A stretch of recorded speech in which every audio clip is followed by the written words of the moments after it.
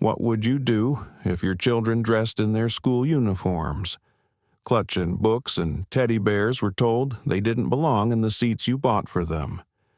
What if the person saying those words wasn't a stranger, but a flight attendant in full uniform standing in the middle of a first-class cabin, her voice dripping with doubt and disdain?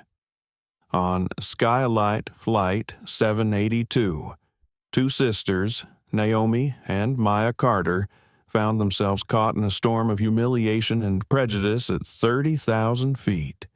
They weren't rowdy. They weren't disruptive. They were simply children, excited to see their father. Yet, in the span of minutes, they were reduced to tears, told to move to the back, and asked if their family could really afford first class. But then came a phone call, a single voice on speakerphone steady, commanding, unshakable. Their father wasn't just any passenger's dad, he was Derek Carter, the CEO of the very airline where this nightmare unfolded. What followed would shake the industry, ignite a national movement, and change the rules of flying forever. Before we dive into this unforgettable story of courage, dignity, and justice, don't forget to like, share, and subscribe to our channel. Let's begin. It was a crisp, clear morning when Naomi and Maya Carter boarded Skylight Airlines Flight 208, bound for Los Angeles. The two 18-year-old sisters were returning from a business trip with their father, Derek Carter, a tech mogul whose presence commanded respect. Naomi, the older twin by a few minutes, was the embodiment of confidence. Her posture was straight, her eyes sharp, always alert to her surroundings. Maya, on the other hand, was more reserved. She was often described as the more thoughtful of the two, but also the one who struggled with anxiety in new or stressful situations. As they made their way to their first-class seats, Naomi led the way, a subtle but steady energy radiating from her. She always tried to protect Maya, who often clutched a small stuffed bear, buttons whenever she felt nervous. Maya's hand rested on the soft toy now, a reminder of her constant battle with her insecurities, though the bear was meant to comfort her. Maya couldn't help but feel a small knot of anxiety twisting in her stomach as they took their seats. 2A and 2B. The first-class cabin was luxurious, filled with plush leather seats, ambient lighting, and the soft hum of overhead conversations. The flight attendants, in their crisp uniforms, moved up and down the aisles, welcoming the passengers. It was supposed to be a relaxing flight, a chance for the twins to unwind after a busy week of meetings. But as they settled into their seats, the atmosphere shifted when Sarah Green, the senior flight attendant, approached them with an oddly polite smile on her face. "Excuse me, ladies," Sarah said, her voice just a little too sweet, "but I'm afraid I'll have to ask you to move." Naomi looked up, surprised. She hadn't expected any issues. "What do you mean? These are our seats." Her voice was calm but firm, as though already sensing that something wasn't right. Sarah's smile didn't falter. "There's been a mix-up in the seating assignments. I'm afraid you'll need to move to another row." Naomi's confusion deepened as she glanced at the boarding passes she had just carefully tucked into her bag. "These are our assigned seats, 2A and 2B. Our dad booked them weeks ago." Sarah's eyes briefly flickered down to her tablet, scanning through some digital list that Naomi couldn't see. "I'm afraid there's been a mistake," Sarah repeated, but there was something in the tone of her voice now, a subtle dismissal, as if Naomi's words didn't matter. "Row 32 has availability. You'll be much more comfortable there." The mention of row 32 far from the premium section stung. Naomi's heart skipped a beat. This wasn't just a seating mix-up. This was something more. Maya, sensing Naomi's growing frustration, squeezed her sister's hand. She tried to keep her composure, but her anxiety was creeping up again. She gripped Mr. Buttons even tighter, trying to anchor herself to the present. Her chest tightened, and she could feel the familiar flutter of unease taking hold. "We didn't do anything wrong," she whispered, almost to herself. Naomi noticed her sister's discomfort immediately and gave her hand a reassuring squeeze. "Maya, it's okay. Just stay calm." She turned back to Sarah, her voice stronger now. "There must be some mistake. We have these seats because we paid for them. They're ours." Sarah's smile tightened, and she took a step forward, clearly preparing for an escalation. "I understand this is inconvenient, but I'm following protocol. These seats need to be vacated." Naomi's eyes narrowed. Something about the situation felt off, like there was more to this than just a simple mistake. "Protocol," Naomi repeated, the word tasting bitter on her tongue. "I don't understand why we're being asked to move when we have the tickets to prove these are our seats." The room seemed to pause for a moment as passengers around them began to notice the growing tension. It wasn't loud, there was no shouting, but there was something in the air that felt wrong, and the passengers couldn't help but overhear. Naomi and Maya weren't the type to cause trouble, but Naomi knew this wasn't just about seating. She could sense that something was behind Sarah's insistence. The cold, dismissive way Sarah addressed them was too deliberate, too calculated. It wasn't just about seats, it was about power. Naomi opened her mouth to argue further, but before she could, an older woman seated across the aisle, Lydia Bennett, a well-known travel blogger with thousands of followers, glanced up from her tablet. She had been silently watching the interaction unfold, and something about it didn't sit right with her. "Excuse me," Lydia said, her voice calm but firm. "I've been watching this whole exchange. These young ladies have been nothing but polite, and I don't see why they need to move. What exactly is the issue?" Naomi glanced at the woman, her eyes grateful for the unexpected support. Lydia had been observing closely, and now Naomi realized she wasn't the only one who noticed something was wrong. It wasn't just her fight anymore, others were starting to stand with her. Sarah stiffened, her eyes narrowing as she adjusted her uniform, as though bracing for more scrutiny. "Ma'am, this is an airline matter that needs to be handled according to protocol," she said, her voice a little less steady than before. But the damage had been done. The first cracks in the authority Sarah had wielded so confidently had appeared. The situation was no longer contained. Naomi felt a surge of hope rise within her, knowing she didn't have to fight this battle alone. As Lydia's voice grew louder, more passengers turned their attention to the scene.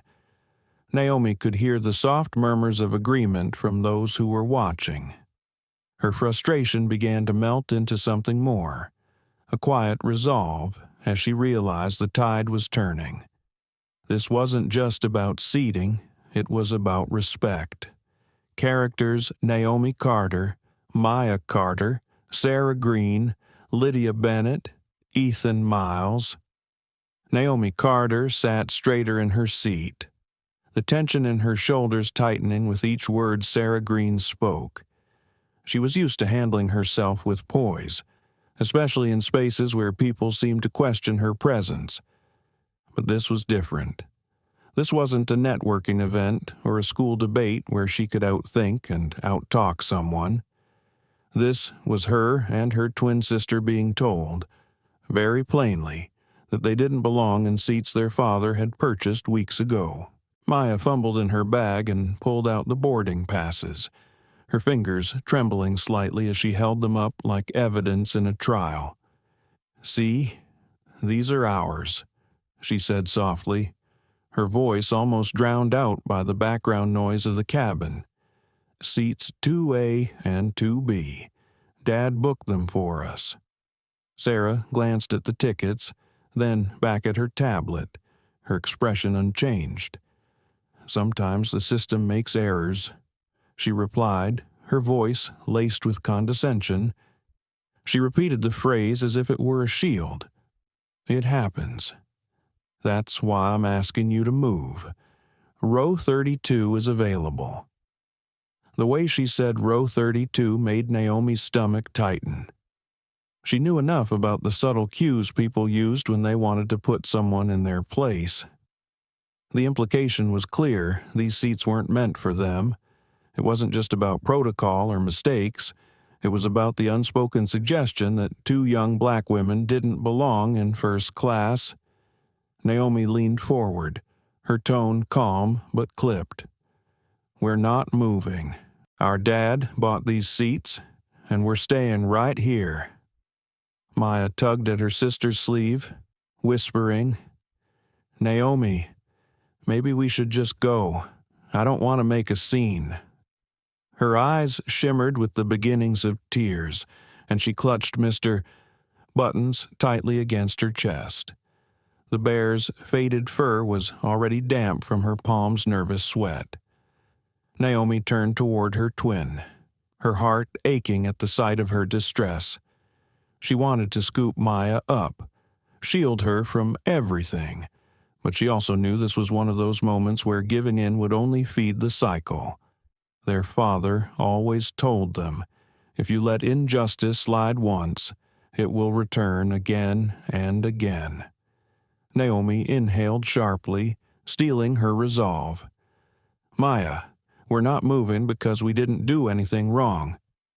Sarah crossed her arms, a gesture that made her stance feel less professional and more personal. "Listen," she said, lowering her voice as if speaking to children. "I'm trying to save you from embarrassment. Mistakes happen. It's better if we resolve this now, quietly, before it escalates." Embarrassment. Naomi's eyebrows shot up. Her voice carried enough volume that the man sitting in 3A, Ethan Miles, looked up from his laptop again. "The only thing embarrassing here is how you're treating us." She looked Sarah directly in the eye, her voice steady, even though her pulse was racing. "You can't just decide we don't belong here." Sarah's professional smile faltered. For the first time, there was a flicker of irritation in her expression. She glanced over her shoulder, perhaps hoping for backup from another crew member, but the junior attendant nearby avoided her gaze. Maya rocked gently in her seat, a nervous habit that Naomi recognized. She squeezed her sister's hand under the armrest. "Remember what Dr. Patel said. When people are mean, it's about them, not us." She said it quietly, hoping it would calm Maya even as her own voice trembled slightly. But Sarah either didn't hear or didn't care. She straightened her posture, gripping her tablet like a weapon. "Row 32, she repeated firmly, her tone sharper this time. "Please gather your things." That was the moment Maya broke. Silent tears rolled down her cheeks as she whispered, "I don't want to move. I finally wasn't scared. I felt okay because of these seats." Her voice cracked, and she curled in on herself, clutching the bear so tightly her knuckles whitened. Naomi's protective instinct roared to the surface. Her fear evaporated, replaced by anger that burned hot in her chest. She turned fully towards Sarah, her voice sharper now. "You're triggering her anxiety. She has a disorder, and you're making it worse. Do you even hear yourself?" The cabin grew quieter. The hum of small talk faded as more passengers began to sense that something serious was happening. Ethan closed his laptop with a deliberate snap. His lawyer's instincts piqued. He leaned forward slightly, his sharp eyes observing. "Excuse me," Ethan said, his voice calm but carrying authority. "Can you explain exactly what issue requires these young ladies to move? Because from where I'm sitting, they seem to be doing nothing wrong." His words carried weight, and Naomi felt a rush of relief at his intervention. Sarah stiffened but didn't answer directly. "Passenger comfort is our priority," she said instead, her voice brittle, repeating a line that sounded rehearsed. She avoided looking directly at Ethan. A woman, a few rows back, Lydia Bennett, who had been watching the scene with growing unease, tilted her phone slightly. The tiny red dot on her screen confirmed she was live streaming. She whispered into her mic, "I'm filming this. 2 young black women are being told to leave their first-class seats. No explanation, no justification. Watch what happens." Her feed began to light up with comments from her tens of thousands of followers, the view count climbing steadily.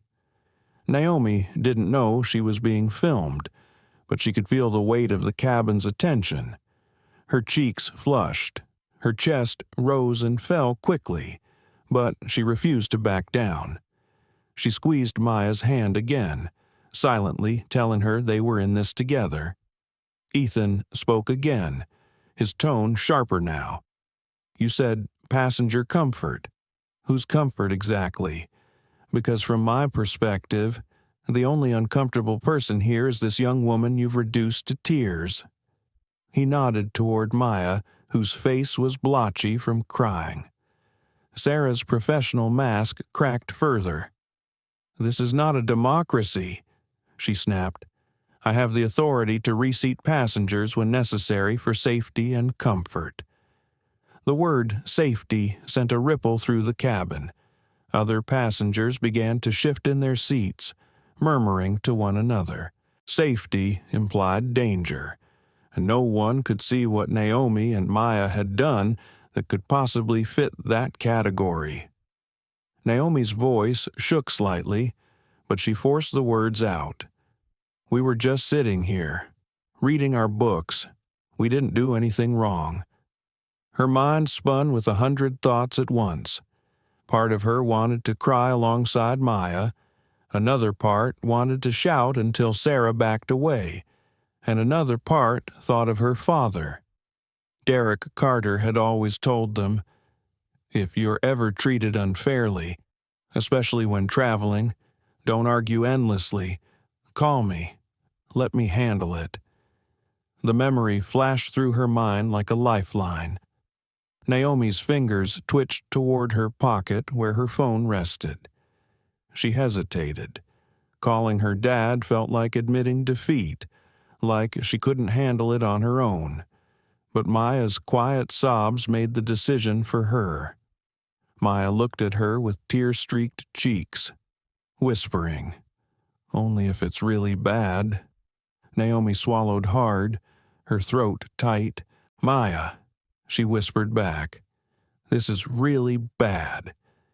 She reached into her pocket, her hand shaking slightly as she pulled out her phone. The cabin seemed to lean in collectively, waiting to see what she would do next. The phone in Naomi's hand felt heavy, heavier than it should have. She knew pressing that button would change everything. But before she could make the call, the sound of a chair shifting caught her attention. Ethan Miles, the lawyer in 3A, leaned forward again, his eyes narrowing with quiet concern. He was calculating, as lawyers often did, trying to measure when to speak and when to hold back.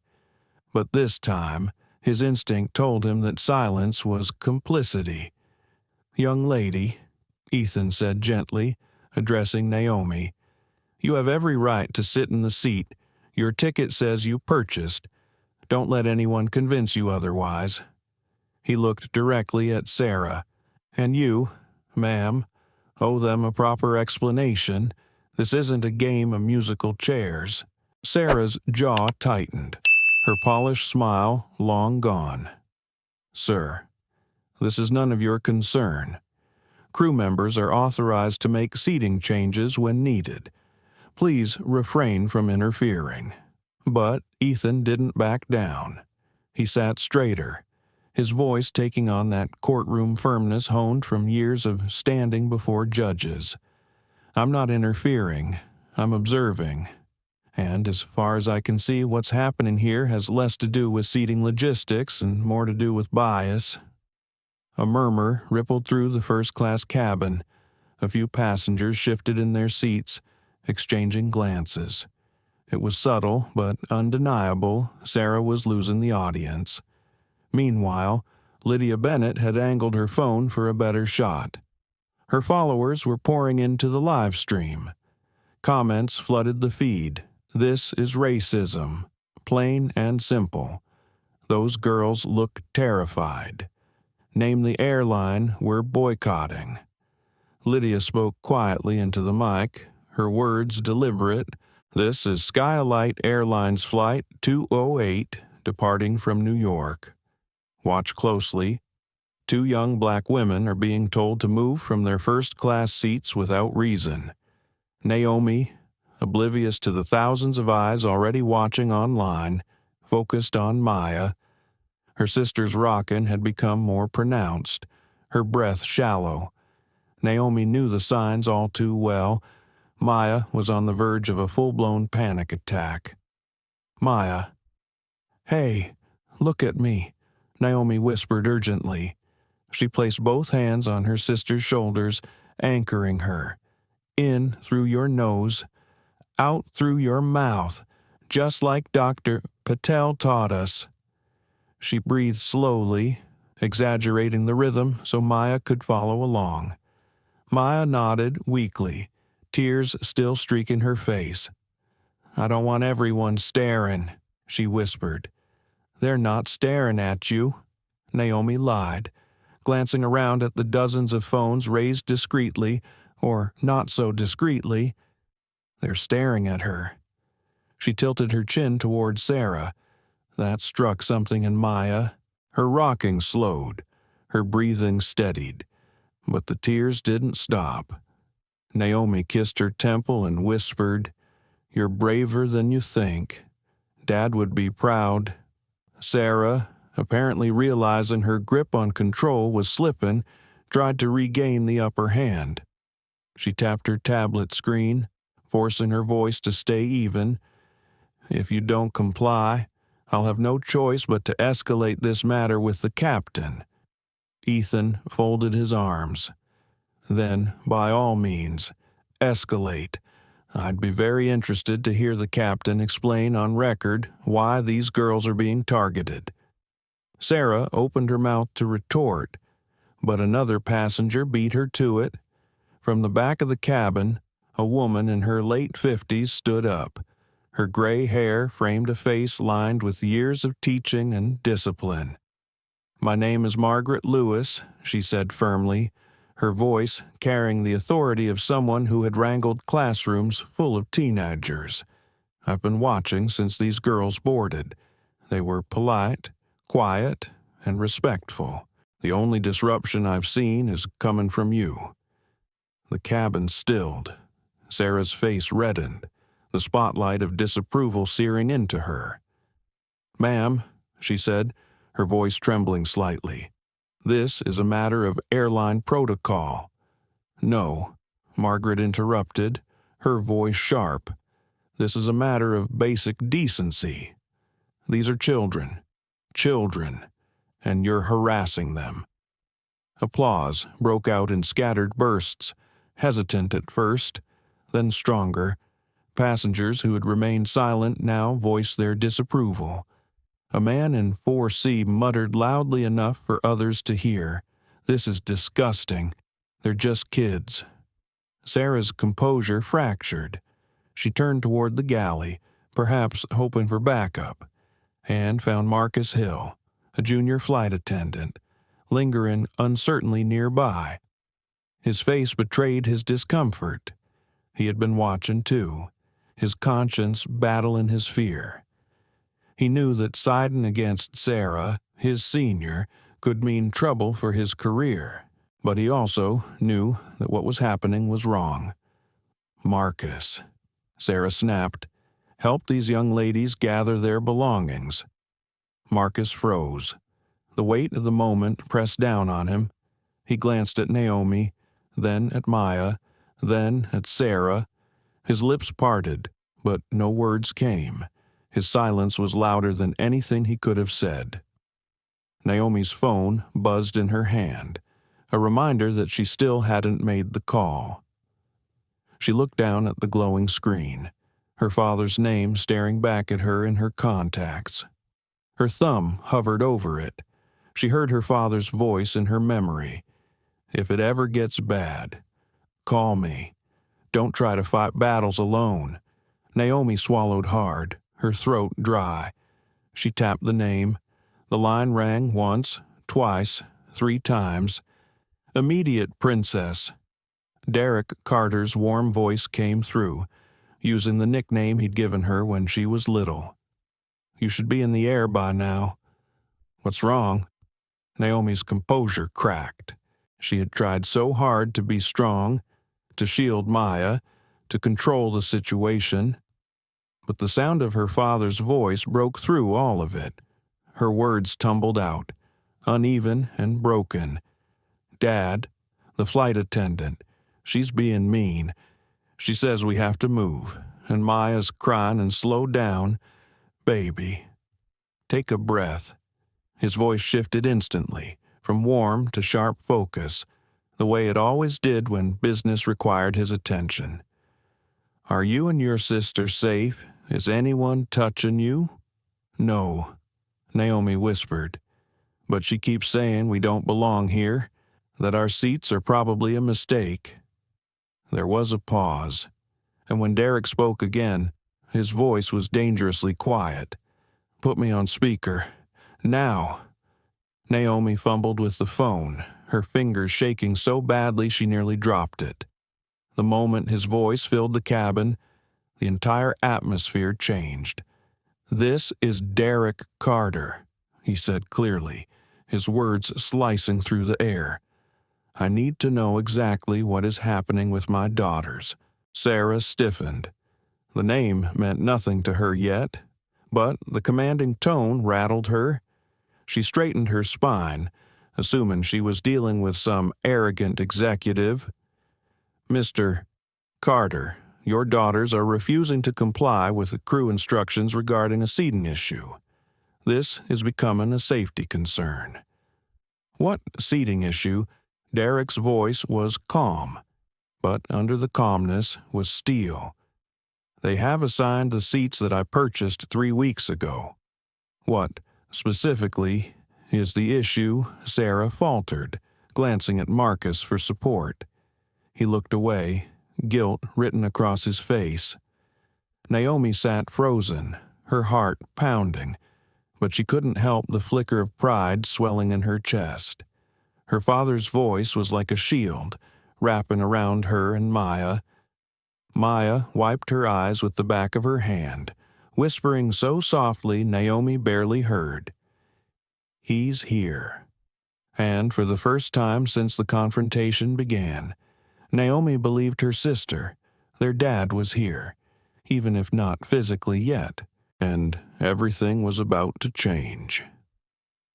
The cabin was silent after Derek Carter's voice filled the air, the only sound the soft hum of the aircraft systems as passengers held their breath. His tone was not loud, but it cut through the space with the precision of a scalpel. Everyone could feel that the ground had shifted. This was no longer a matter between one senior flight attendant and 2 teenagers. This was now a battle of authority, and Derek had just taken command. Sarah Green stood straighter, clinging to what little authority she had left. Her voice wavered, but she tried to make it sound firm. Mr. Carter, your daughters are being disruptive. They've refused to follow crew instructions, and that poses a safety concern. We have procedures to follow." Derek's pause on the other end of the line stretched long enough to make Sarah's face flush red. "Disruptive," he repeated finally, his tone icy. They were seated quietly with their books when you approached them. Multiple passengers have already confirmed this. Now, I'll ask again, what specific behavior did they exhibit that makes them a safety concern?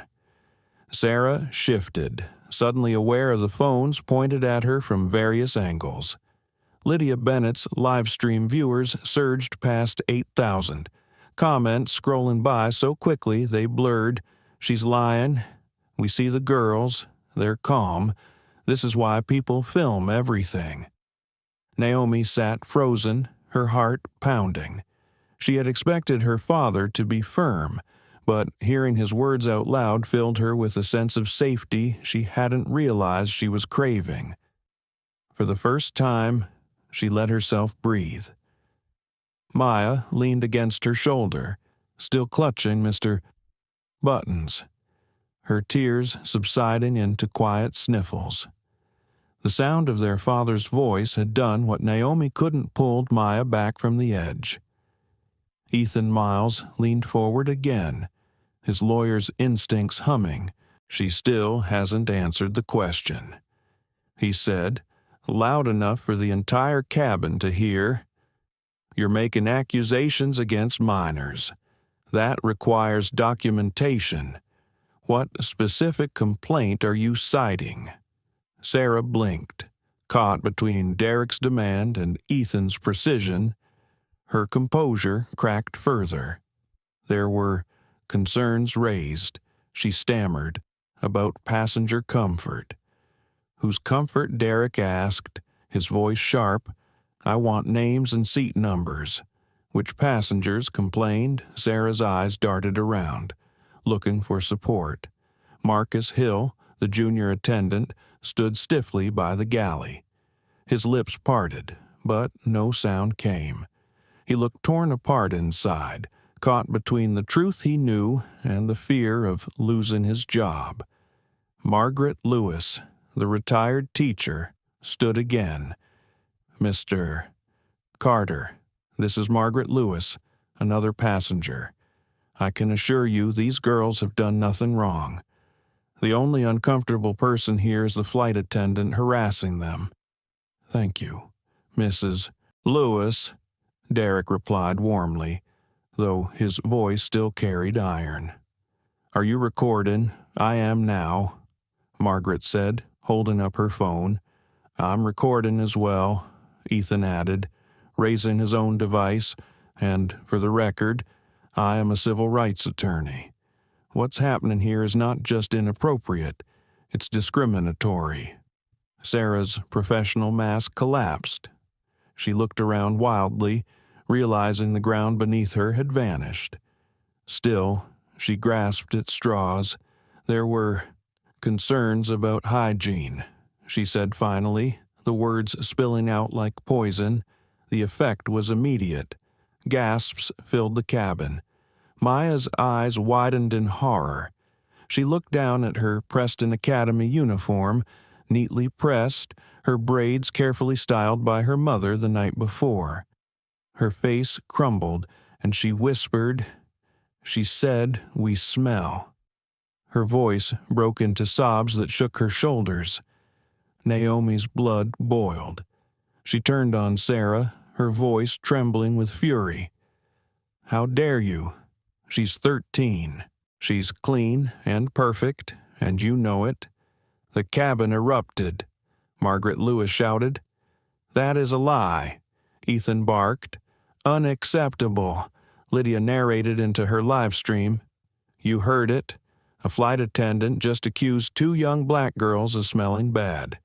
This is textbook racism." The comment count skyrocketed past 12,000. Outrage flooding in. On the phone. Derek's silence was deadly. When he finally spoke, his voice was quiet, but every syllable vibrated with restrained rage. "You used that stereotype against my daughters," Sarah stammered. I didn't say that they misunderstood enough." Derek's voice cut her off like a blade. "I've heard everything I need to." The cabin doors creaked as the cockpit opened. Captain Alan Wright stepped into the aisle, his cap tucked under his arm, his expression weary but alert. He had flown for 27 years, and he had dealt with his share of unruly passengers and petty disputes. But this was different. He scanned the scene, Sarah trembling, Naomi clutching her crying sister, phones recording from every angle, and Derek Carter's voice echoing through the speaker. "What's the situation?" Captain Wright asked cautiously. Sarah straightened, desperate for backup. "Captain, these 2 passengers need to be reseated. There have been complaints. Complaints from whom Wright asked flatly." Sarah hesitated. "From passengers who—" "There haven't been any complaints," Marcus Hill blurted suddenly, his voice louder than he intended. He swallowed hard, but once the words were out, there was no pulling them back. "Not one. She's making it up." Sarah spun on him, her eyes blazing. "Marcus, stay out of this." "No," Marcus said, his voice stronger now. "I can't. This is wrong. You're wrong." A murmur of support swept through the cabin. Passengers nodded, whispered words of agreement, phones capturing every angle. Captain Wright's phone buzzed in his pocket. He glanced at the screen, his face paling. The message was from dispatch: social media situation developing on your flight. Confirm no incidents occurring. He looked up at the scene around him and knew instantly that the situation was already beyond containment. "Mr. Carter," Wright said into the phone, his tone deferential. "I'm Captain Wright. I need to resolve this quickly. You can start by confirming whether you support the removal of my daughters from their legally purchased seats based on fabricated complaints," Derek said, his tone measured but dangerous. Wright hesitated, glancing at Sarah, then at the girls, then at the phones. His instincts told him crew solidarity was the rule. But everything he saw told him solidarity here meant complicity in discrimination. He began, then faltered. "I had no idea." "And that's supposed to make it better." Derek interrupted, his voice cracking slightly with the weight of suppressed emotion. If they were just regular kids without a powerful father, it would have been okay to treat them this way. Wright opened his mouth, closed it, then lowered his head. "No, sir, it's not okay." Naomi felt Maya lean into her, trembling but calmer now. Their father's words echoed in the cabin, not just for them but for everyone present. For the first time since Sarah had appeared, Naomi felt like the tide was finally turning in their favor. Sarah, however, looked like a cornered animal, her face pale and her hand shaking as she clutched her tablet. Her eyes darted to the exit, as if searching for an escape route. Maya's small voice broke the silence. "Dad, can you come get us?" The sound of her plea hit the cabin like a thunderclap. Derek's voice softened instantly. "I'm already on my way. Baby, 15 minutes. Phones continued recording. Lydia's live stream ticked past 15,000 viewers, and the entire cabin leaned into the unfolding storm. The confrontation had started with Sarah's smug confidence. But now the balance of power had shifted. Derek Carter wasn't just a father on the phone. He was a force, and everyone in that cabin could sense it. The cabin was still buzzing with murmurs when Derek Carter's voice came through the speaker again, low and steady. "Captain Wright, listen very carefully. My daughters are minors under your airline's care. They've been racially profiled, falsely accused and publicly humiliated by your senior flight attendant. You have 10 minutes to decide whether this will be handled internally or whether it becomes a federal incident." Gasps rippled through the first-class cabin. The passengers understood immediately this wasn't just a father scolding from afar. This was someone who knew exactly how the system worked and how to use it. Sarah Green's face drained of color, and even Captain Wright looked shaken. "Sir," Wright began cautiously, "that's a very serious accusation. You're absolutely right. It's serious," Derek snapped back. "And if you had seen your crew single out your own children, you'd know how serious it feels. So I'll ask you one last time. What have my daughters done wrong?" Naomi's throat tightened as she listened. She had always admired her father's strength in business meetings, the way he commanded rooms full of executives with nothing more than his tone. But hearing it now, used in her defense, was overwhelming. Maya leaned closer, her small voice trembling. "Naomi, he sounds mad." "He is," Naomi whispered back, her own hand trembling as she squeezed her sister's, "but not at us." Sarah Green tried to rally. "Mr. Carter, you don't understand." "Don't tell me what I understand," Derek cut in, his voice like steel. "I understand that a woman with 18 years of service thinks she can get away with humiliating children because she's done it before. I understand that she's counting on no one standing up to her, and I understand that you, Captain, are about to make a choice that will define your career." The silence that followed was so absolute it felt like the plane itself was holding its breath. Every passenger, every crew member, even Naomi and Maya seemed suspended in that moment. Captain Wright rubbed his forehead, his voice weary. "Mr. Carter, who exactly are you?"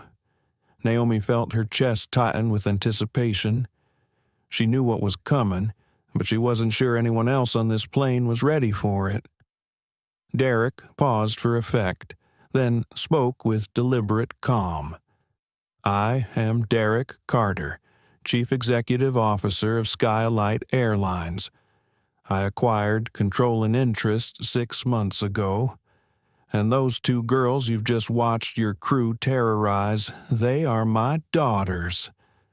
The words dropped like a bomb. Sarah staggered back a step, her tablet clattering to the floor. Her lips moved soundlessly as if she were trying to form words but found none.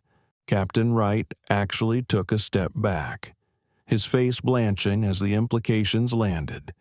Phones across the cabin captured every reaction.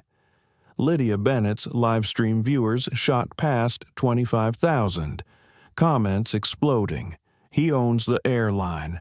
That flight attendant is done. This is history unfolding." Naomi felt Maya stiffen against her. For months, they had been told not to flaunt who their father was, to live as normally as possible.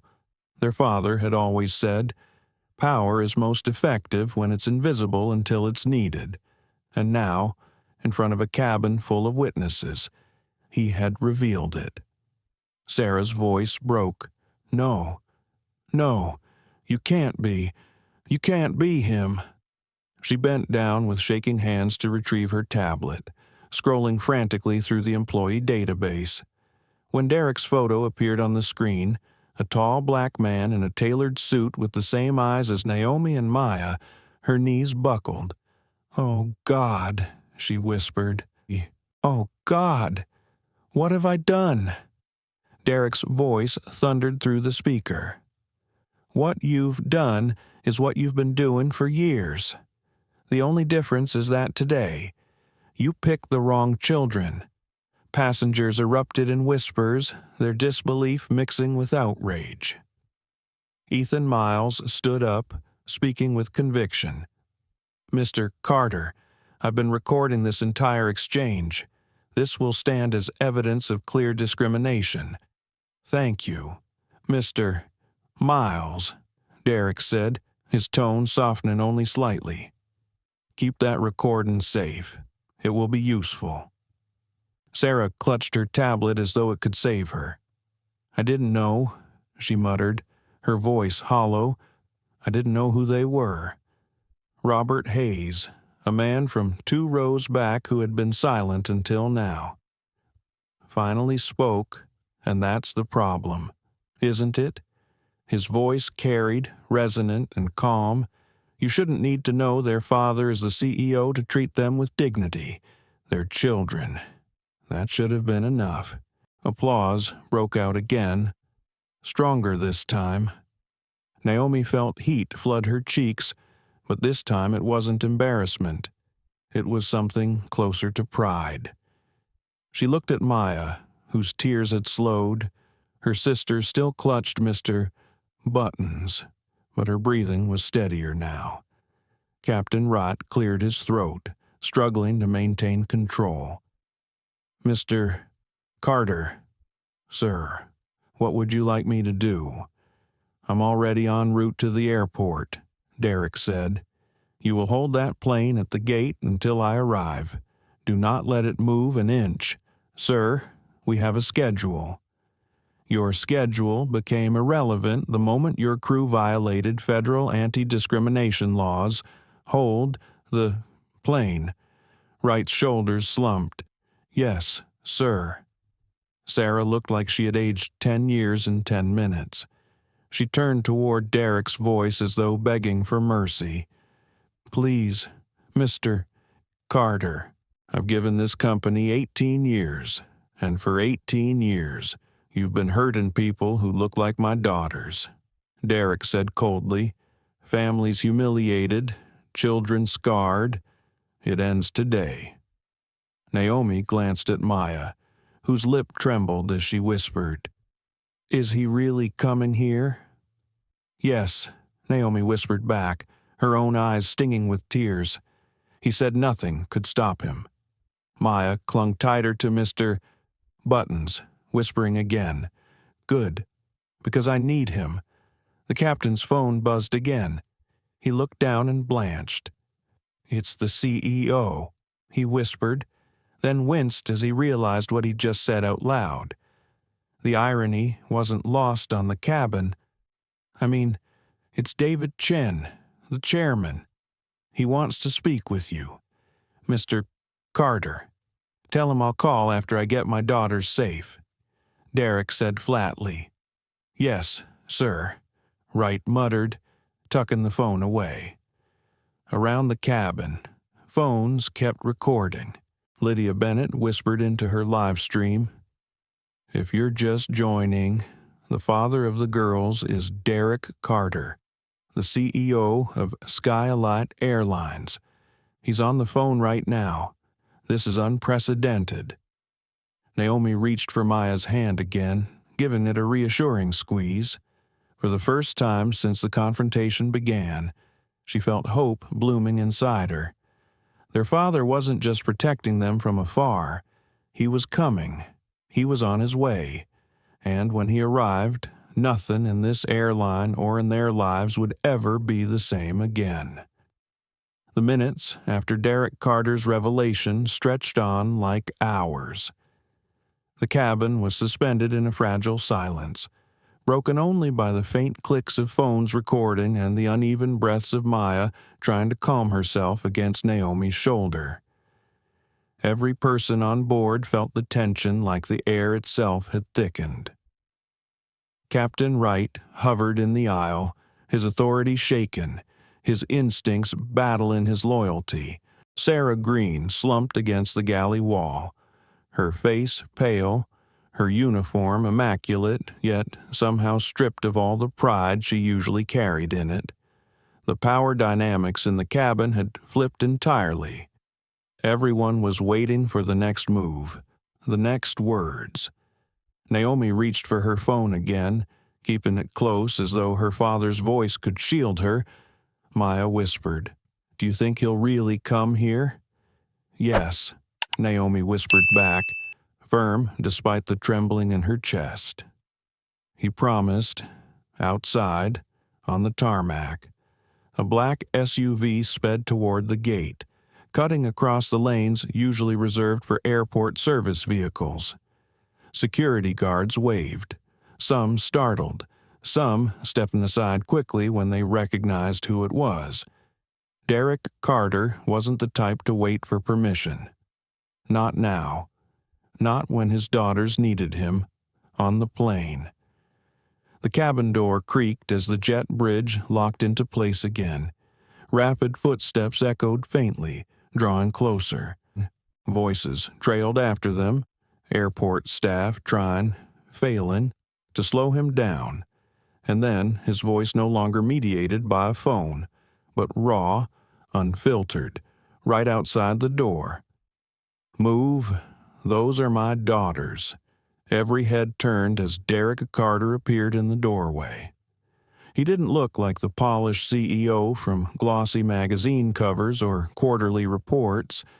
His tie was skewed, his shirt wrinkled from the rush, his jacket hanging open, sweat beaded at his temple from the sprint. But his eyes, those sharp, commanding eyes, were locked on Naomi and Maya. For Naomi, it was like the dam inside her broke. She had tried to stay composed, to be the older sister, the protector. But the moment she saw him, the weight she had been carrying collapsed. She stood abruptly, tears streaming down her face, and Maya followed, still clutching Mr. Buttons like a lifeline. Daddy Maya cried, her small voice cracking with all the fear and relief that had been bottled up. Derek crossed the distance in 3 long strides. He dropped to his knees in the aisle, not caring about the expensive fabric of his suit or the eyes of 30 strangers. He wrapped both girls into his arms, holding them so tightly it seemed as though he could fuse their trembling into his steady heartbeat. Naomi buried her face into his chest, inhaling the familiar scent of cologne and comfort. Maya sobbed openly, her voice muffled against his shoulder. "We didn't do anything wrong. We were just reading. I know, baby, I know." His voice cracked, heavy with grief and fury. "You did nothing wrong. Nothing." Passengers around them shifted uncomfortably, some wiping at their eyes, others whispering in disbelief. Lydia Bennett's live stream caught it all, the raw reunion of a father with his daughters. The visible anguish on his face, the way Maya's tiny hands clutched at his shirt like she was afraid he might vanish. Derek pulled back just enough to look at them, brushing Naomi's tears with his thumb, smoothing Maya's braids with a tenderness that made Sarah Green flinch. Then, still kneeling between them, he turned his head toward her.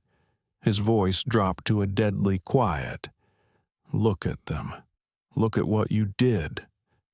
Sarah's hands shook as she clutched her tablet against her chest. She couldn't meet his eyes. "They are 13 years old," Derek said, his voice carrying to every corner of the cabin. They were excited for this flight. Maya was proud because she wasn't scared, because she thought the good seats would make it easier. Naomi had a book she's been waiting to read. They were just 2 girls on their way to see their father, and you turn that into trauma they will carry forever. Sarah stammered, her voice hollow. "I didn't know, no." Derek snapped, standing abruptly with his daughters still clinging to his sides. He towered over her now, his presence filling the aisle. "You weren't sorry. You were arrogant. There's a difference." Captain Wright tried to intervene, stepping forward cautiously. "Mr. Carter, perhaps we should handle this privately." Privately. Derek turned on him, his voice laced with contempt, "Like the private humiliation my daughters faced, like the private trauma you allowed to happen." "No." "Captain, this stays public. Everyone here will witness accountability." The cabin fell silent again. the only sound Maya's soft hiccuping breaths as she tried to calm herself. Naomi tightened her grip on her father's arm, silently begging him not to lose control. Sarah's lips trembled. "Please," she whispered. "I've worked here 18 years. This job. It's everything. And for 18 years, you've been hurting people who look like my daughters," Derek said, his tone cutting. 18 years of families you humiliated, of children you made feel small, and you thought it was normal. You thought no one would ever stop you.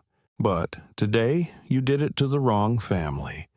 The junior attendant, Marcus Hill, stepped forward suddenly. His voice shook, but it carried conviction. "Mr. Carter, I should have stopped it. I knew it was wrong, but I froze. I was afraid of losing my job. I'm sorry." Derek studied him for a long moment. "At least you admit it. That's more than she's done." Passengers began murmuring again, their sympathy tilting firmly toward Derek and his daughters. Phones captured every angle, every tear, every word. Naomi whispered, her voice trembling. "Dad, can we go, please?" Derek looked down at her, his expression softening instantly. "Yes, sweetheart. We're leaving." He turned back to Captain Wright, his eyes hard again. "This plane doesn't move until this is handled properly." Wright swallowed hard, feeling the weight of dozens of eyes on him. "Yes, sir." Derek tightened his arms around his daughters, guiding them gently back toward their seats, but not letting go. He wanted them near, wanted them to feel his presence, his protection. Maya rested her head against his chest, still hiccuping, while Naomi sat rigid, trying to stay strong but trembling from the adrenaline crash. Passengers began clapping softly, the sound growing louder until it filled the cabin. Some applauded for the girl's courage, others for the father's unrelenting defense. An elderly black man in 7A called out, his voice trembling with emotion. "Young ladies, you did nothing wrong. You showed more dignity than most adults could. That took courage." Maya blinked in surprise, whispering, "Naomi." Why are they clapping? Derek bent close, his voice gentle. "Because you were brave. Because you stood up to injustice. Because you reminded everyone here what dignity looks like." Maya's eyes filled again, but this time with something different, something closer to pride than fear. She squeezed Naomi's hand, whispering, "Maybe we really are brave." Naomi leaned against her, nodding softly. "Maybe we are." And for the first time since Sarah Green had appeared at their seats, hope replaced fear in the sisters' hearts. Their father was here. He wasn't just a voice on the phone anymore. He was standing with them, shielding them, and nothing, not even 18 years of prejudice, could stand against that. The applause faded, but the energy it carried lingered in the air like static. Derek Carter remained standing in the aisle, his arms still draped protectively around Naomi and Maya. Both girls leaned into him, their faces pressed against the crisp fabric of his suit. He didn't care how he looked. He cared only that they felt safe. Captain Wright cleared his throat, visibly rattled. "Mr. Carter, with all due respect, perhaps we should escort you and your daughters off the plane to de-escalate the situation." Derek's eyes snapped to him. "De-escalate. You think removing my daughters from their rightful seats will de-escalate?" "No, Captain. That will escalate this into a legal and corporate disaster your airline may not recover from. We are not moving." Naomi tightened her grip on his arm.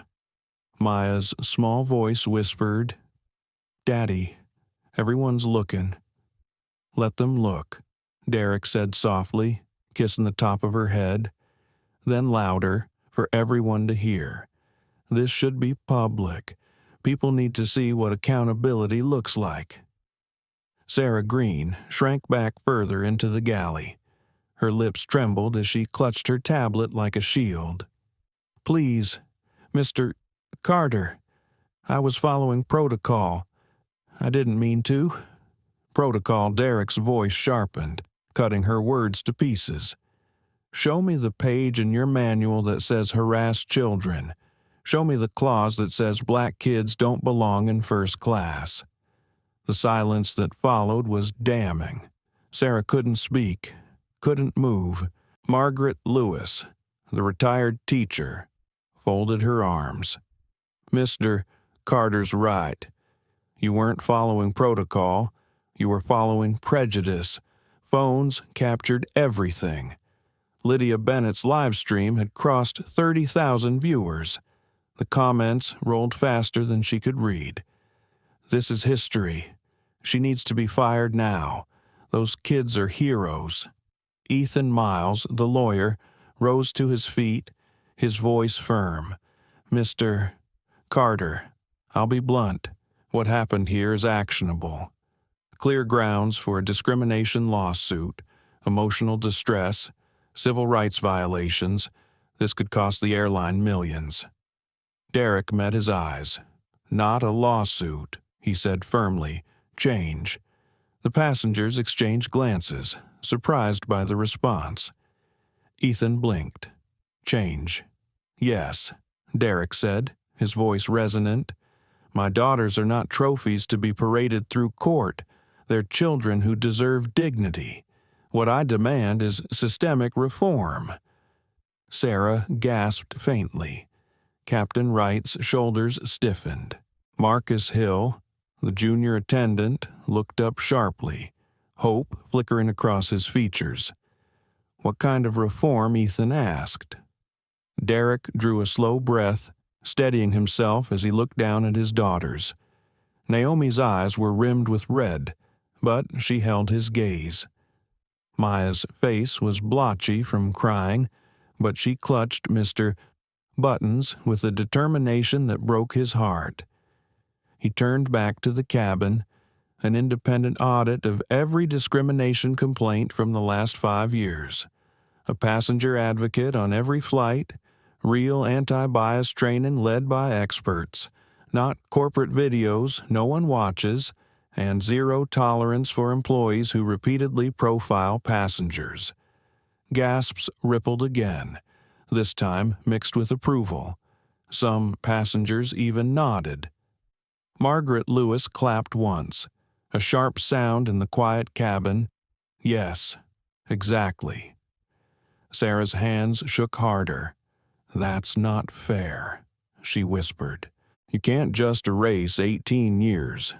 You erased people's dignity for 18 years, Derek said, his tone unforgiving. The only thing unfair here is what you did to families who didn't have the power to fight back. Naomi felt a shiver pass through her. She glanced around and saw passengers staring. Some openly moved to tears, others furious at Sarah. But most of all, they were watching her father, watching how he handled this moment. And despite the fury in his voice, there was no cruelty in his eyes, only resolve. Maya tugged gently at his sleeve. "Daddy," she whispered. "Yes, baby. Can we just go home?" Her words pierced him deeper than any accusation could. He crouched slightly to meet her eyes. "We will. Soon. But first, I have to make sure this doesn't happen to another child. Ever again. Can you be brave for me a little longer?" Maya sniffled, nodding slowly.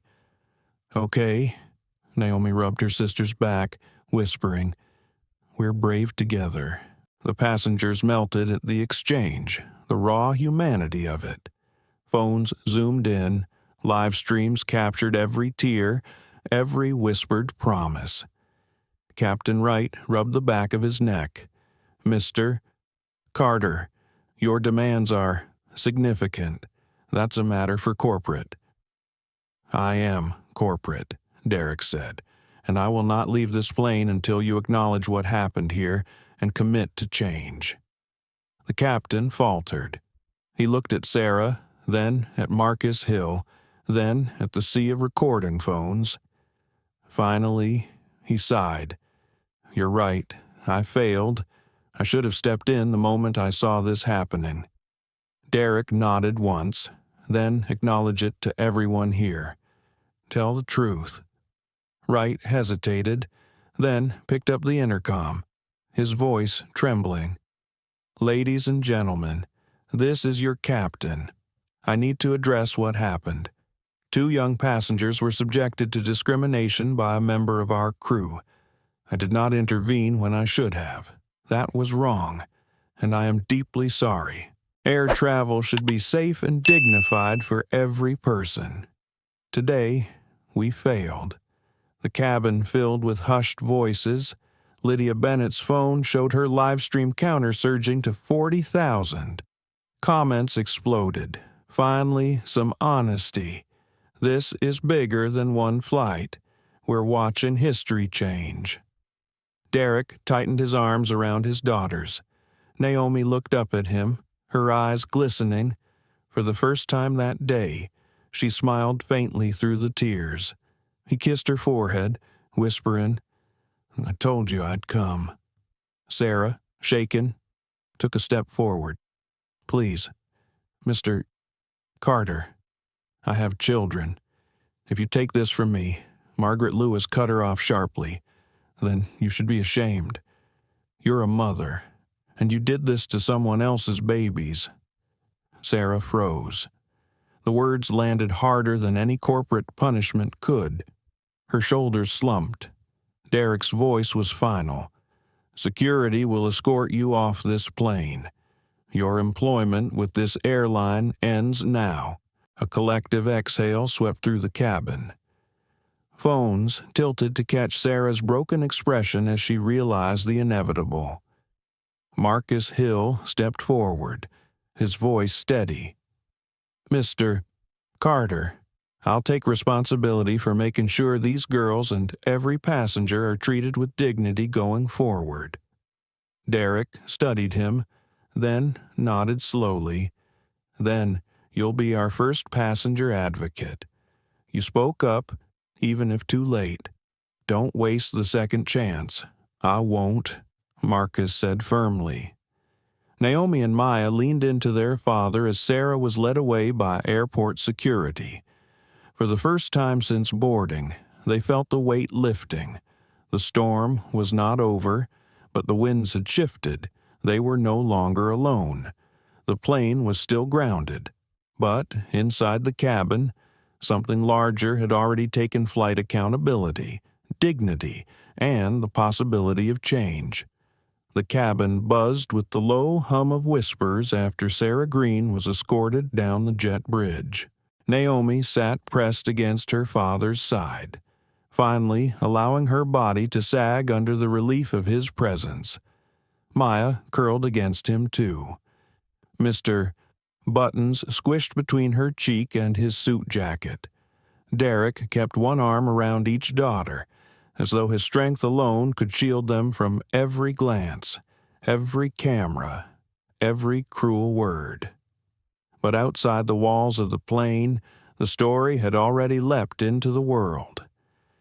Lydia Bennett's live stream had surged past 50,000 viewers. Clips spread like wildfire across social platforms the moment Derek revealed he was CEO. The captain's halting apology. Sarah's stunned face when she realized her career was gone. Hashtags blazed onto trending boards: justice for Naomi and Maya, Skylight accountability, every child belongs. Captain Wright's phone buzzed nonstop, vibrating in his hand like a living thing. Dispatch, corporate, the chairman, media relations, legal. His eyes flicked nervously toward Derek, then toward the passengers, who were now united in collective witness. For the first time in his decades of flying, Wright realized the walls of the aircraft offered no privacy. Every second was already public history. Derek's own phone vibrated too, but he ignored it. He didn't need texts or calls. His focus was on the girls. "How are you holding up?" he murmured to Naomi. "I'm okay now," she whispered, though her voice trembled. "I was scared. But when you said you were coming, it got better." Maya lifted her head just enough to say, "Me too. I wasn't brave until you came." Derek kissed her temple. "You were brave long before I got here. Don't ever doubt that." The cabin door creaked again. This time, 3 people entered Sarah Thompson, Vice President of Customer Relations, John Barrett, Head of Operations, and a legal officer Derek knew all too well, Daniel Klein. They looked rushed, hair slightly disheveled from the sprint through the terminal. Their eyes darted across the cabin, landing on Derek and his daughters. "Mr. Carter," Sarah Thompson began, her voice tight but respectful. "We came as quickly as we could. We not quick enough." Derek interrupted, his tone slicing through.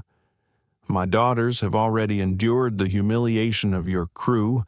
They've already cried in front of strangers. Nothing you say erases that." Passengers murmured in agreement. Lydia tilted her phone, narrating. "Executives have just boarded the plane. You're seeing corporate accountability live." Sarah Thompson winced. She looked at the girls, visibly softening. "Naomi, Maya, I'm so sorry. I can't imagine what this felt like." Maya clutched Mr. Buttons tighter and didn't respond. Naomi said nothing either, simply leaning further into her father. "They don't need apologies from you," Derek said sharply. "They need change." John Barrett stepped in. "We'll open a full investigation immediately." "Procedures." "No." Derek cut him off again. His eyes were ice. "Not procedures. Action. I want every discrimination complaint from the last 5 years pulled tonight. Any employee with a pattern like Sarah Green is terminated. No arbitration, no union shield. Gone." Barrett paled. "That, sir, that will cause a firestorm." "The union." "Then let them burn," Derek said coldly. "If the union wants to defend racism, let them do it in front of the world." Passengers murmured louder now. Ethan Miles stood, his lawyer's cadence steady. "He's right. The liability will be catastrophic if you don't move decisively. Pretend this is isolated, and you'll be buried in lawsuits." Sarah Thompson looked at Derek, desperation in her eyes. "What else? Mandatory anti-bias training." Derek said, his voice unwavering. "Real training, not corporate filler, led by experts, 40 hours minimum, and a passenger advocate on every flight. Their sole job is to protect travelers from discrimination." Daniel Klein, the legal officer, blanched. "Mr. Carter, with all due respect, that will cost millions." Derek spun on him, his fury breaking the calm surface. "My daughter's dignity isn't a line item. No child's dignity is negotiable. You're calculating profit margins while they're calculating whether it's safe to sit in their seats. Shame on you." Naomi's throat closed. She looked up at her father, the sheer power in his voice sending chills down her arms. He wasn't just their protector. He was shaking the very foundations of the airline. Maya whispered, "Daddy, can we go home now?" Derek crouched slightly, cupping her cheek. "Soon, baby. But first, I have to keep my promise. I told you this would stop. I'm making sure of it." Maya nodded, though her eyes were heavy with exhaustion. Naomi brushed her sister's hair back gently, whispering, "We're almost done." Captain Wright finally spoke, his voice subdued. "Mr. Carter, the board is demanding a conference call. They want you now." Derek shook his head. "No, my daughters come first. They've had enough for one day. The board can wait. Sir, they insist. Tell them they'll get me when my daughters are safe at home." "Not before." Sarah Thompson's phone buzzed again. She glanced at the screen, then looked up at Derek with a mix of awe and fear. "The media is outside the terminal. Cameras, reporters, activists. This is already a global story." Derek straightened, still keeping an arm around each girl. "Good. Then the world will see what accountability looks like." Margaret Lewis, who had been sitting quietly beside the girls, touched Naomi's hand gently. "You two have been so brave, braver than most adults I know." Naomi's voice cracked. "I didn't feel brave. Bravery doesn't always feel like bravery," Margaret said softly. "Sometimes it feels like surviving when someone tries to make you small. That's what you did," Maya whispered. "It just felt scary, and that's what makes it brave," Margaret said, her eyes kind. The cabin door opened again, and 2 security officers stepped inside. The passengers stiffened, worried the family might be forced off, but the officers stopped beside Derek, nodding. "Mr. Carter, we're here to escort Ms. Green to the administrative offices."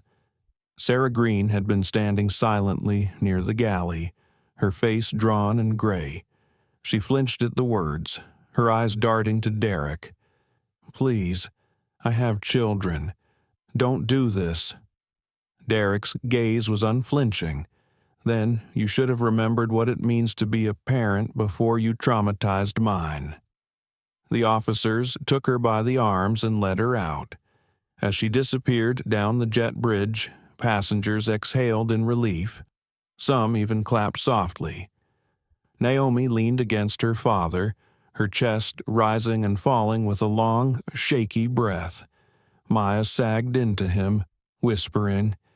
"Is it over now almost?" Derek said gently. Ethan Miles lifted his phone. "Mr. Carter, I'd like to offer my services pro bono. What you've demanded here could become the industry standard.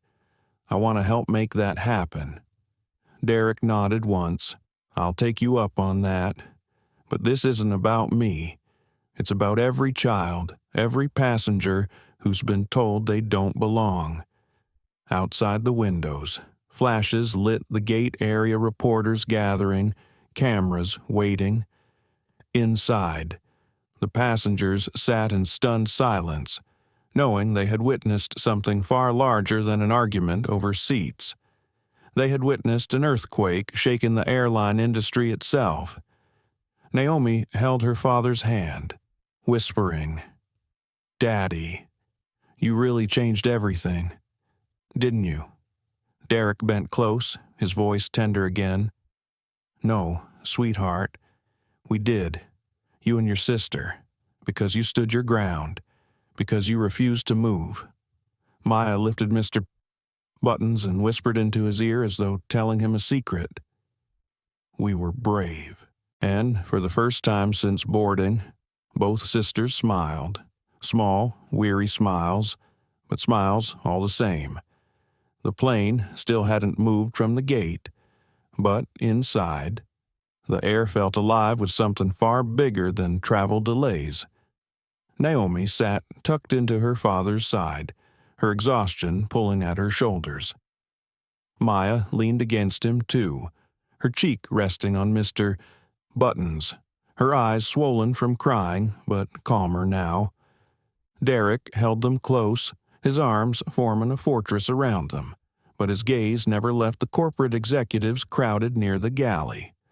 Outside the cabin windows, camera flashes flared, reporters pressed against the glass, trying to catch any angle they could, The story had already escaped into the world, hashtags trending, news outlets scrambling for statements, activist groups flooding feeds with the livestream clips. Captain Wright stepped aside to take a call on his buzzing phone, his face pale. When he returned, his eyes flickered nervously between Derek and the executives. "Mr. Carter, the board is convening an emergency session right now. They want your directives formally, before this spirals further." Derek's jaw tightened. "My daughters come first. I won't abandon them to go sit in a boardroom." Sarah Thompson's voice was almost pleading. "You don't have to. We can patch you through here, on the ground, with the cabin as witness."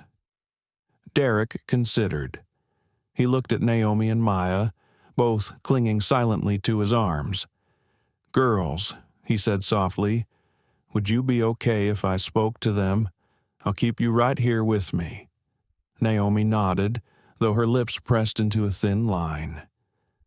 Maya hesitated before whispering, "Only if we can hear too." Derek kissed her hair. "You'll hear every word." Sarah Thompson motioned to a staff member, who quickly set up a secure video call on a tablet. Within seconds, faces filled the screen. The chairman, Elizabeth Hartford, along with half a dozen board members scattered across time zones. Their expressions were grim, their backgrounds tidy office walls or hastily cleared kitchen tables. "Derek," Elizabeth said, her voice crisp, "we've seen the footage. This is catastrophic. The stock has already dropped 8%. We need immediate damage control." "This isn't damage control," Derek said firmly. "This is structural reform." He held the tablet so the board could see Naomi and Maya pressed against him. Look at them, 13 years old. They were reading quietly in their seats until your senior attendant decided they didn't belong. They were humiliated in front of strangers, reduced to tears, and accused of things they never did. "Tell me, Elizabeth, what kind of airline does this to children?" Elizabeth shifted uncomfortably. "Derek, no one is denying what happened was wrong. But firing one employee." "One employee," Derek's voice rose, fury edged with steel. "This isn't about one employee. This is about a system that let Sarah Green rack up 23 complaints over 18 years and still kept her in uniform. This is about a captain who saw children in distress and chose loyalty to crew over loyalty to truth. This is about policies written to protect the airline, not the passengers." Naomi squeezed his hand. She'd never seen him like this before, calm but burning, each word hitting with the weight of conviction. Maya whispered, "Daddy sounds scary." Naomi whispered back, "Not scary, strong." The board members conferred briefly, muted on their end. When the sound returned, Elizabeth's tone was clipped. "What exactly are you demanding?" Derek laid it out again, each point like a hammer striking an independent audit of all discrimination complaints in the last 5 years. Any employee with a documented pattern terminated. Mandatory, real anti-bias training for every customer-facing employee, 40 hours minimum, led by outside experts, and a passenger advocate on every flight. A new role, whose only duty is protecting travelers' dignity. Gasps rose from the passengers around them, though this time they were gasps of approval. Lydia whispered into her phone for the live stream. "You're hearing this live systemic reforms that could reshape the entire industry." Elizabeth shook her head. "Derek, the costs," Derek snapped. "How much will it cost when every civil rights organization in the country calls for a boycott? When parents refuse to book tickets because they fear their children will be targeted? When Congress hauls us into hearings and our name becomes synonymous with discrimination. Tell me, Elizabeth, how much does that cost? Silence met him. Ethan Miles, standing nearby, spoke up so the board could hear. As a civil rights attorney, I can confirm if you don't meet his demands, you'll face class actions that make today's stock dip look like a paper cut. Margaret Lewis added, her teacher's voice steady, and, as a passenger, I'll never fly this airline again if nothing changes, nor will the thousands of people watching this live. Elizabeth's lips pressed tight. Finally, she said, you'll have it. All of it. The passengers erupted into applause. Derek lowered the tablet, his daughters leaning into him as though his very heartbeat steadied theirs. Maya tugged at his sleeve. Does that mean it's over? He crouched to meet her eyes. It means it's beginning, the beginning of something better. For you, and for every kid who ever steps on a plane, Naomi whispered. But what if they don't really do it? What if they pretend Derek's heart twisted? She was 13, yet already understood the cynicism of the world. Then we make sure they don't. We stay vigilant. We demand better, and we never stay silent. Sarah Thompson, still standing nearby, swallowed hard. Mr. Carter, the media is demanding a statement. How do you want to handle it? Derek looked at his daughters, then at the cabin full of strangers who had become witnesses. We do it transparently. No corporate spin, no hiding. We tell the world what happened, and we show them how we'll fix it. Captain Wright lowered his gaze, his voice subdued. Mr. Carter, I'll speak publicly, too. I failed to protect your daughters. I'll admit that. I'll take the suspension, the retraining, whatever consequences you think appropriate. Derek studied him, then nodded. You'll speak at crew meetings across the company. You'll tell this story. You'll make sure no one forgets what silence costs. Wright nodded once, his face pale but resolute. The intercom crackled, and ground control announced that passengers could disembark if they wished. Derek stood, his daughters clinging to him as they prepared to leave. Ladies and gentlemen, he said, his voice carrying, I'm sorry for the delay, but sometimes standing up to injustice means inconvenience. Thank you for your patience and for standing with my daughters. Applause filled the cabin again, louder than before. Some passengers stood, clapping until their hands reddened. Others called out words of support. You're heroes. Stay strong. We'll fly again because of you. Naomi blinked, overwhelmed. Daddy, they're clapping for us. Yes, Derek whispered, his throat taut, because you showed the world what courage looks like. As they walked down the jet bridge, cameras flashed wildly, reporters shouting questions, security officers held the crowd back, but microphones still extended, voices demanding, Mr. Carter, what reforms are you planning? Naomi, Maya, how did it feel? Will you sue? Derek shielded his daughters with his body, guiding them through. No questions now, he said firmly. My daughters come first. Outside, the black SUV waited. He ushered them in, pulling the door shut behind them, muffling the roar of the media frenzy. Inside, silence wrapped around them like a blanket. Naomi exhaled shakily. We're safe now, Maya whispered. Are we in trouble because we made the plane late? Derek nearly broke. He turned in his seat to face them, his voice fierce but tender. No, baby, you did nothing wrong. The plane is delayed because adults failed to act like adults. Don't ever think you were the cause. You were the victims, and you were brave. Maya nodded slowly, clutching Mr. Buttons. Naomi leaned into her father, closing her eyes, letting the exhaustion finally pull at her. And, as the SUV pulled away from the gate, Derek Carter vowed silently that this was only the start. The world was watching now, and he would make sure it never looked away again. The black SUV cut through airport traffic, its tinted windows shielding the family from the chaos erupting behind them. Naomi leaned her head against the cool glass, watching the blur of planes and lights streak by. Maya sat slumped in the middle seat, still clutching Mr.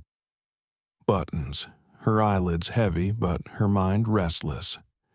Derek sat between them, his arm stretched protectively across both girls, though his own body carried the tremors of adrenaline wearing off.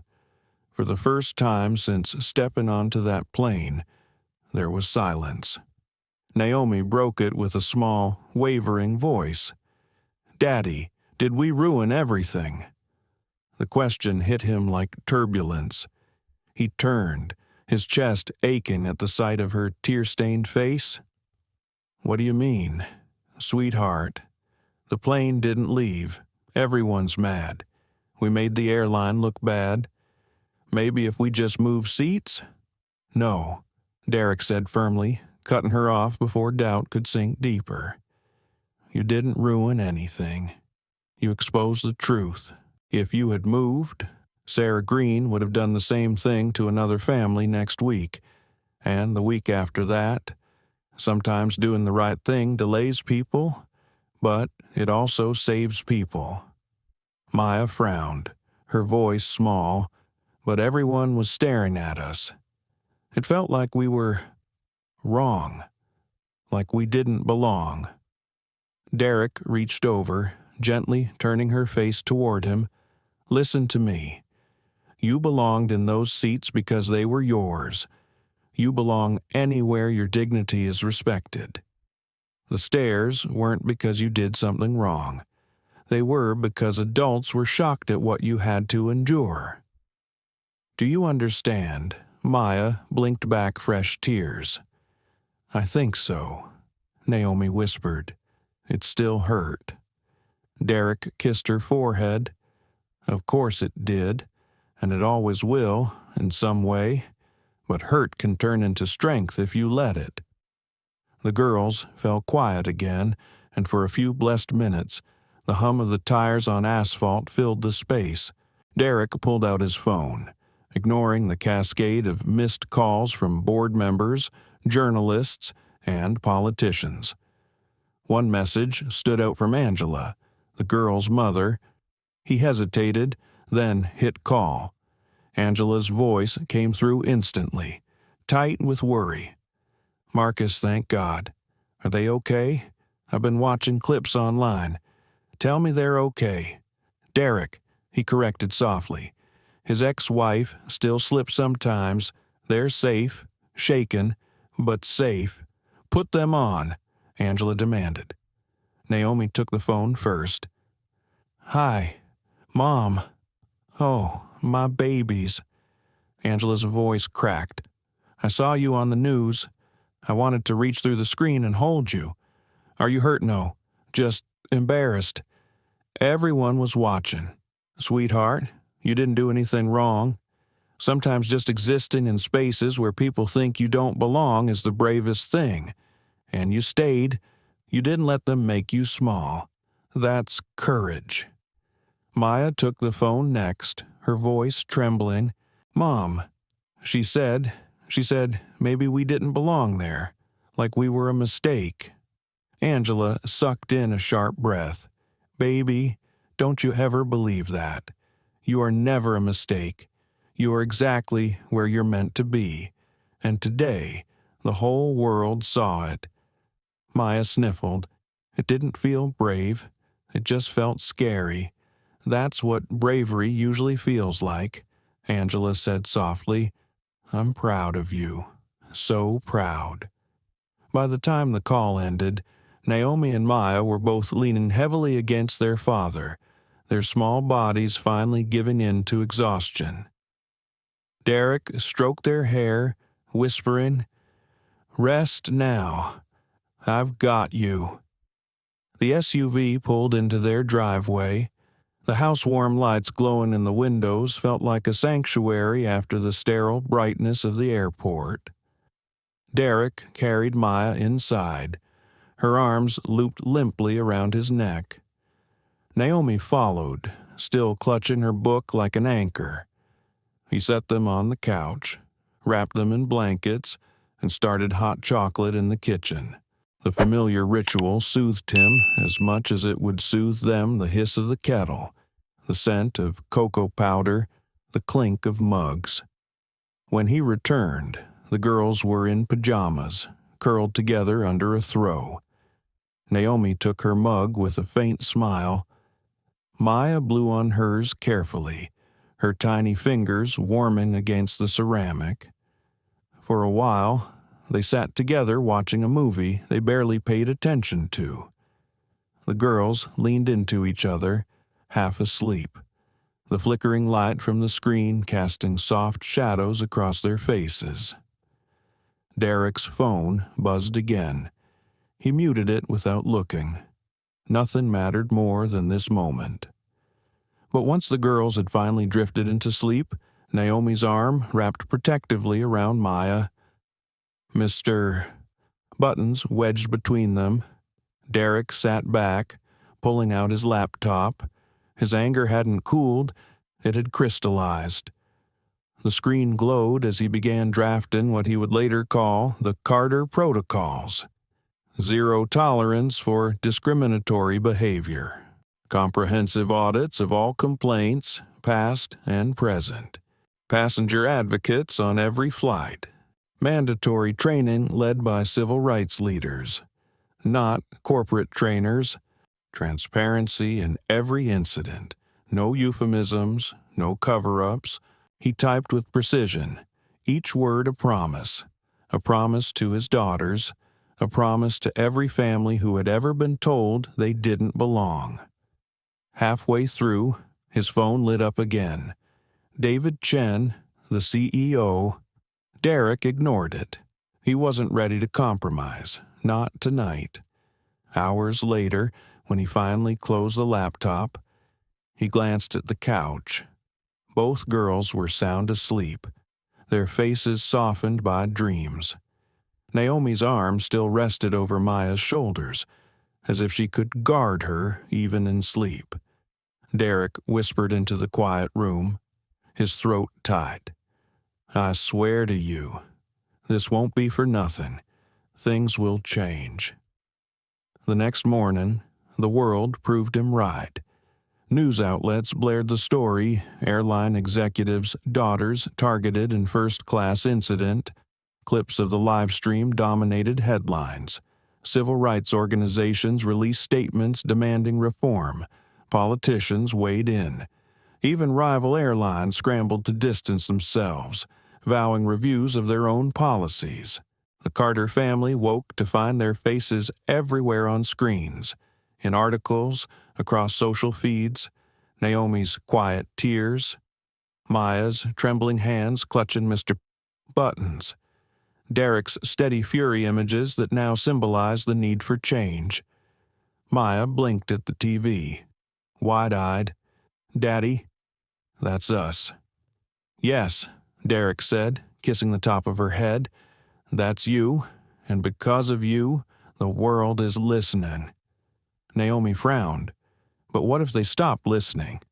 What if they just pretend Derek knelt to meet her eyes, the weight of her question settling heavy? Then we keep speaking. We keep demanding. Change isn't a moment. It's a fight. But we've already started it, and we won't stop. Both girls hugged him, their small arms circling his neck. For the first time since the ordeal began, Derek let himself close his eyes and simply feel the warmth of their embrace. Whatever battles lay ahead in boardrooms, in negotiations, in public scrutiny, he knew one thing with absolute certainty. His daughters had already won the most important victory. They had refused to move, and in doing so, They had moved the world. By mid-morning, Derek Carter's phone had become a storm of vibrating alerts. He'd muted calls, silenced notifications, even tossed the device across the room at one point. But the flood didn't stop. Naomi and Maya were in the dining room, working through their morning routine with Angela pancakes, warm syrup, the normalcy they desperately needed. Derek, meanwhile, was in his study, sleeves rolled up, laptop open, bracing for the confrontation he knew was coming. When the secure video conference finally launched, the entire Skylight board was present. Elizabeth Hartford sat square in the center of the screen, her face drawn tight with the gravity of the moment. Around her were familiar faces, directors, investors, legal advisors, all looking at Derek with a mixture of fear, irritation, and begrudging respect. Elizabeth wasted no time. Derek, the fallout is worse than we imagined. Media outlets are running the footage nonstop. Activist groups are staging protests at airports this morning. Our stock dropped 12% at opening bell. We need a plan. Derek leaned back in his chair, the quiet authority in his posture contrasting with the fire in his words. You don't need a plan. You need a reckoning, and I've already written it. He shared his screen, revealing the Carter protocols. The words filled the board's monitors, bullet points sharp as weapons. Elizabeth scanned quickly, her brows rose, zero-tolerance terminations, independent audits, passenger advocates on every flight. 40 hours of anti-bias training led by external civil rights experts. Derek, this is sweeping. It's disruptive. Good, Derek said flatly. Disruption is what's needed. The world doesn't want hollow apologies anymore. They want proof. They want change. And if Skylight doesn't deliver, it won't survive. One board member, a man in his 60s named James Hang, cleared his throat. I understand the sentiment, Derek, but the unions will revolt. We can't just fire people without due process. That invites lawsuits. Derek's eyes hardened. Then let them sue. Let them march into court and explain why they're defending employees with 23 complaints of racial discrimination. See how the public responds. A ripple of silence moved across the board. Another director spoke up, voice hesitant. Even if we could implement this, the cost will be astronomical. Training alone could run into the tens of millions. And passenger advocates on every flight, thousands of new salaries. How do we justify that to shareholders? Derek leaned forward, his voice low but searing. How do you justify children crying in first class because your staff told them they didn't belong? How do you justify a brand synonymous with racism and humiliation? Shareholders don't care about cost. They care about reputation, about sustainability, and right now, we're burning both to the ground, Elizabeth interjected. Derek, we're not dismissing the importance of reform, but perhaps we start smaller. Pilot programs are for ideas you're not sure about. Derek interrupted, his composure cracking into fury. This isn't theory. This is necessity. My daughters are 13. They were traumatized on your plane, and they were lucky because they had a father with power and a cabin full of witnesses. What about the kids who don't? What about the families who leave humiliated, unheard, and forgotten? Are we saying their dignity is worth less? Naomi's words from the night before echoed in his head. What if they just pretend he refused to let that happen? James sighed heavily. Derek, you're asking us to tear down the system. We're not ready. Then you'll lose me. Derek said coldly. "And when I go public, when I stand with my daughters on national television and tell America that Skylight protects racists instead of passengers, you'll lose more than me. You'll lose everything." The threat hung in the air, heavy and undeniable. Elizabeth studied him for a long moment. "Finally," she said, "you'd really walk away from this company after everything you've built." Derek's voice cracked slightly, but he didn't flinch. "I'd burn the whole damn company to the ground before I let my daughters believe silence is safer than justice." For a moment, no one spoke. The weight of his words seemed to press into the boardroom like gravity. Then, unexpectedly, a younger board member, a woman named Clara Jennings, barely in her 30s, leaned forward. "He's right. The world has changed. We can't keep doing business like it's the 1990s.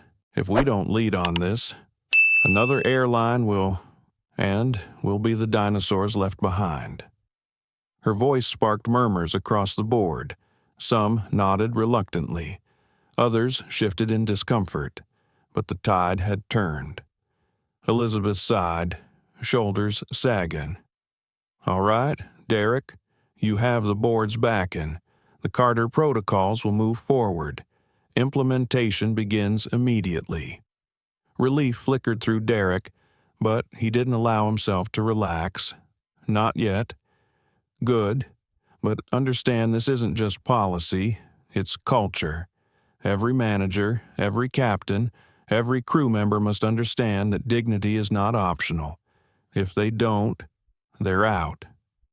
Elizabeth nodded grimly. Understood. The meeting ended, but Derek stayed in his study, staring at the darkened screen. The victory felt heavy, almost hollow. He had won the battle, yes, but the cost, the sight of Naomi's trembling lip, Maya clutching Mr. Buttons like her life depended on it, still haunted him. Angela appeared in the doorway, her arms folded. How bad was it bad? Derek admitted, but they agreed. She studied him for a long moment. "And you? How are you?" He almost laughed. "Angry, tired, furious that it took our daughters being humiliated to get them to act." Angela crossed the room, laying a hand on his shoulder. "You were strong for them. That matters. But don't forget they don't just need a reformer. They need their dad." Derek swallowed hard. "I know." Just then, Naomi peeked around the door. "Dad," his face softened instantly. "Yes, sweetheart, can Maya and I skip school today? Just be home." Derek pulled her into a hug. "Yes, today, we stay home." Naomi pressed her face into his chest. Do you think what happened will really change things?" He closed his eyes, holding her tight. "It already has, but change doesn't stop with one meeting. It keeps going, and we'll keep fighting. Together." Later that afternoon, the Carter protocols leaked to the press. Headlines exploded. Skylight to launch industry's most comprehensive anti-discrimination reforms. Civil rights leaders praised the bold steps, unions bristled, shareholders wavered, but the public roared with approval. That night, Derek sat between his daughters on the couch as news anchors replayed footage of the incident, now woven into a larger narrative about accountability and justice. Naomi grimaced at seeing herself cry on screen. Maya buried her face in his arm. "Do we have to watch this?" Naomi asked quietly. "No," Derek said, reaching for the remote. "You don't owe the world your pain. Not tonight." He turned off the TV. The room fell quiet except for the soft hum of the house. Maya whispered, "Daddy." "Yes." "Baby." "Did we do something brave?" Derek's throat tightened. He kissed the top of her head. "You did the bravest thing of all. You told the truth and stayed where you belonged. And because of you, The world is changing. Naomi's hand found his. Then we'll keep being brave, even if it's scary. Derek pulled both girls into his arms, his heart heavy with pride. Yes, even when it's scary, and in that quiet, with his daughters nestled close. Derek Carter finally allowed himself to believe that the storm had given birth to something new, not just for them, but for everyone. 3 weeks later, the world of air travel looked different. The Carter protocols had shifted from draft documents to public commitments. Skylight Airlines stood at the center of an industry storm, but instead of collapsing, it leaned into the winds of change. Press conferences rolled out across major cities. Executives appeared beside civil rights leaders, unveiling reforms that seemed unthinkable a month earlier. Pilots were scheduled for bias training. Flight attendants attended workshops where uncomfortable truths were confronted head-on. Passenger advocate recruitment drives filled job boards with a new role no airline had ever considered before. But for Derek Carter, the real measure of change wasn't on a stage or in headlines. It was at home, at his dining table, where Naomi and Maya worked through homework with pencils scattered across the wood. It was in Maya's cautious smile when she boarded the school bus again, clutching Mr. Buttons less tightly. It was in Naomi's growing confidence, her question sharper, her voice louder, her defiance no longer dampened by fear. One evening, Derek arrived home later than usual. He dropped his briefcase by the door, his body sagging from back-to-back meetings with unions and regulators. Naomi met him in the hallway. "Dad," she said, her eyes bright. "Guess what? What, sweetheart?" Our teacher showed our class a news clip about the new Passenger Rights Act. She told everyone we were the reason it happened. Derek froze. She said that Naomi nodded, a little proud, a little shy. Everyone looked at me. I didn't know if I should be embarrassed or something else. What did you feel Naomi thought for a moment? Big, like maybe we did something that mattered. Derek crouched down, gripping her shoulders gently. You did. You and Maya stood your ground when it was hardest. You mattered. You always will.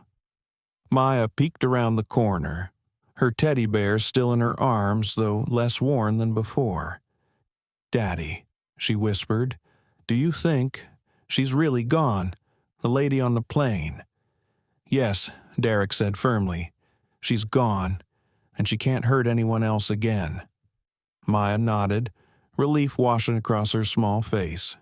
"Good, because I don't want other kids to cry like that." Derek pulled both girls close, his heart swelling with both pride and sorrow. He knew scars remained, invisible ones that therapy and time would tend to, but he also knew they had been transformed.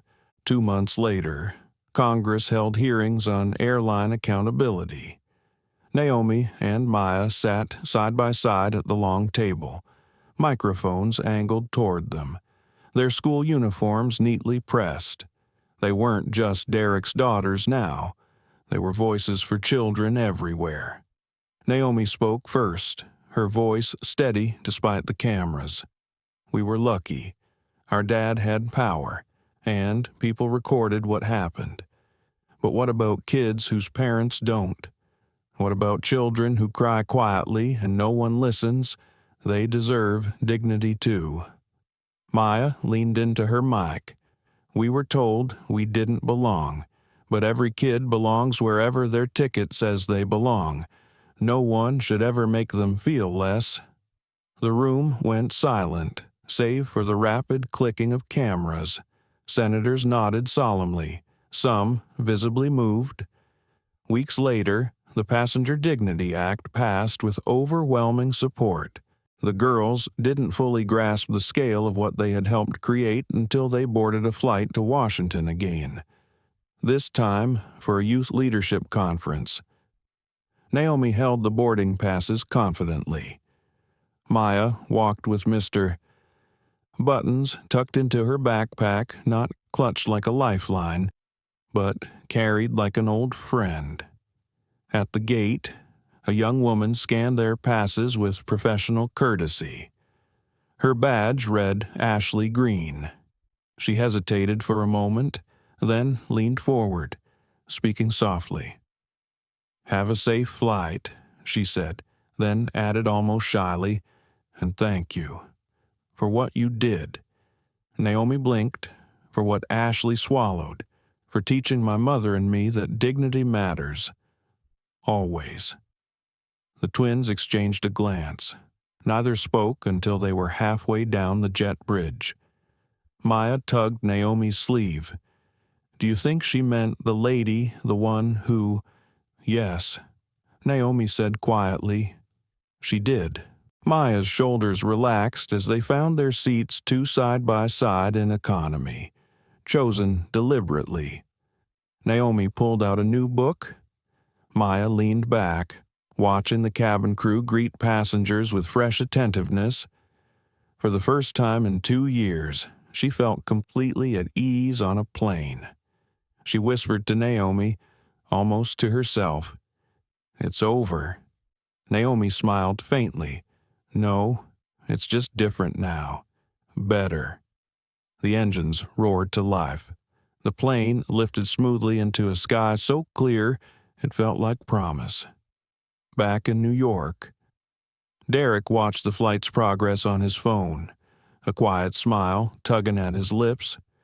For the first time since that awful day, he felt peace. The storm had passed, but the skies ahead, they belonged to everyone. What began as 2 little girls being told they didn't belong ended as a turning point for an entire industry. Naomi and Maya Carter's tears forced the world to look at an ugly truth that dignity in the skies was not equal for everyone. But their father's resolve and the compassion of witnesses who refused to stay silent transformed injustice into lasting change. Skylight Airlines was forced to face itself. Policies were rewritten, laws were passed, and 2 sisters, once trembling in their seats, became symbols of courage for children everywhere. Yet this story isn't just about them. It's about all of us, about the countless passengers who've faced quiet humiliation, the families told to shrink themselves, the children who wonder why their presence alone is questioned. It's a reminder that silence protects no one, but speaking up can change everything. If this story moved you, let it stay with you. Share it with someone who needs to hear it. And remember, every voice matters. Every child deserves respect, and dignity is not negotiable. Thank you for watching. Don't forget to like, share, and subscribe so you never miss another story that inspires, challenges, and reminds us of our shared humanity.